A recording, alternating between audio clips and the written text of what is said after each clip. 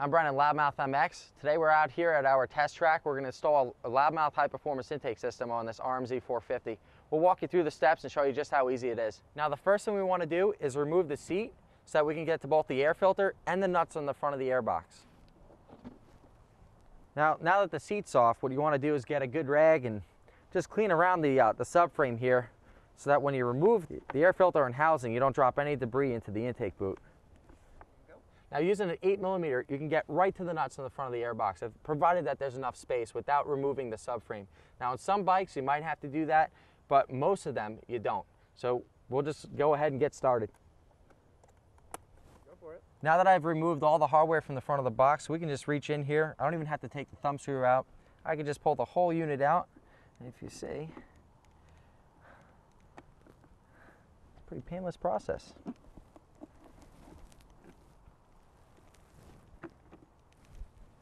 Now the great thing about the LoudMouth high performance intake system is you remove all obstructions from the intake path. And by going to a clamp-on style filter, you have a perfect seal every time. You're not sucking dirt.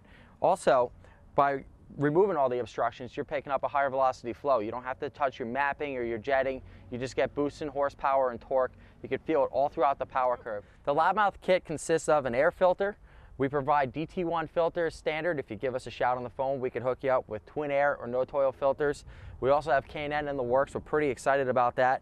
But another exciting feature we have about the system is we provide a NeoSeal gasket.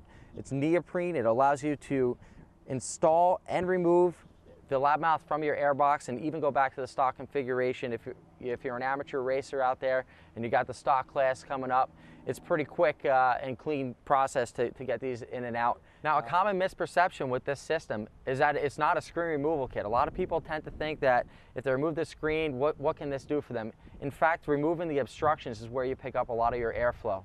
Now on this particular bike, the intake boot does require a little bit of modification with a razor blade. It's minor. It's just that there's a little ring that runs around the inner perimeter of it, and it's a little bit uneven on the bottom.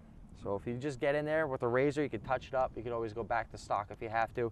It doesn't actually conflict with anything as far as functioning or sealing or anything like that. So we're good to go. We'll get started with that.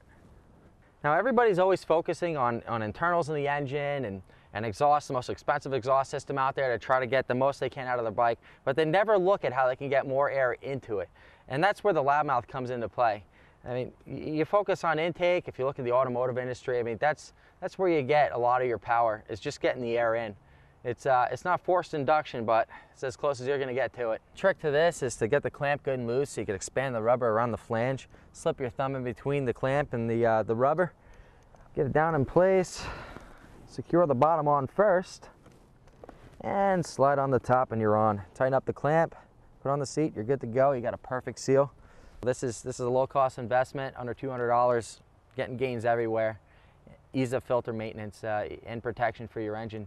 It's not even a wear item. I mean, it'll never break down. It's something that will always benefit you on the track and off.